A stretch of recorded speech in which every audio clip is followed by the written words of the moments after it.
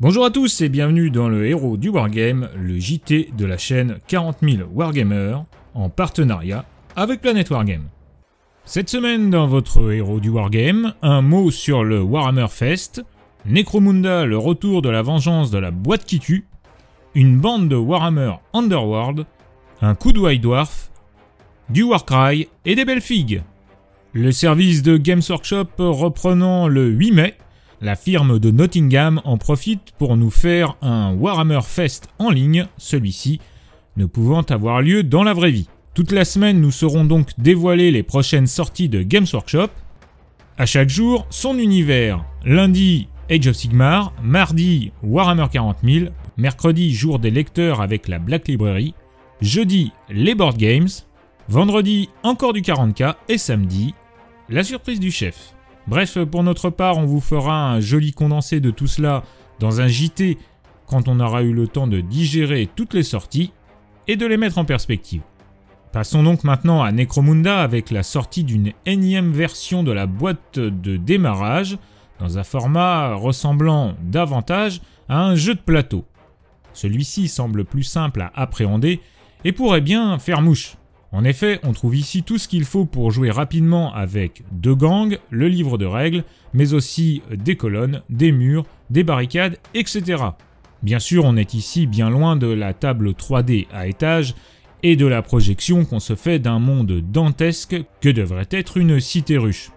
Pourtant, cette boîte est une porte d'entrée vers un jeu riche et profond qui n'a peut-être pas trouvé son public. La faute à un packaging pas toujours adapté. Necromunda, nous on a toujours aimé et on n'avait pas osé s'y remettre, mais là, ça fait réfléchir. Avant de quitter les mondes ruches, notons la sortie d'une nouvelle feuille de décalco pour Necromunda, sublime, intéressante et complètement transversale pour tous vos projets dans le 41e millénaire. Passons maintenant à Underworld, nous vous en avions déjà parlé et ça y est, ils sont là, la WAG arrive dans Dire Chaism. Les orques sauvages sont en vedette, et gageons qu'ils annoncent leurs cousins du 41e millénaire. Une fois n'est pas coutume, nous allons parler de White Dwarf. Le numéro 464 a en effet en son sein l'index pour jouer les Fallen. Cypher et ses déchus sont à l'honneur dans cette première partie de présentation des règles, afin de représenter sur table cette mythique faction de l'univers de Warhammer 40 000. A noter que vous trouverez aussi dans ce White Dwarf les règles qui vous permettent d'incarner à Age of Sigmar les vampires récemment sortis pour Underworld.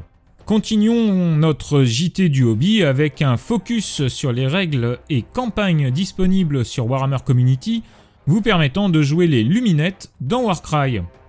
Nous vous mettons le lien de téléchargement dans la description de cette vidéo, mais attention tout de même, cette publication est en anglais. Pour finir ce héros du Wargame, passons en revue quelques figurines qui ont été présentées ces dernières semaines, avec tout d'abord cette magnifique sœur de bataille, Astred Turga, porte-bannière du plus bel effet, dont les règles ne sont pas encore révélées, mais qui nous annonce les sorties du prochain codex.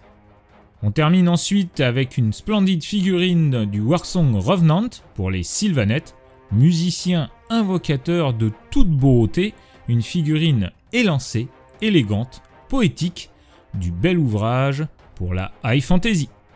Voilà, ce numéro du Héros du Wargame est maintenant terminé, merci de l'avoir suivi. N'oubliez pas de mettre un petit pouce en l'air, de vous abonner à la chaîne et de la partager autour de vous. Je vous rappelle que vous pouvez aussi soutenir la chaîne sur son Tipeee, car plus que jamais, sans maîtrise, la chagate n'est rien.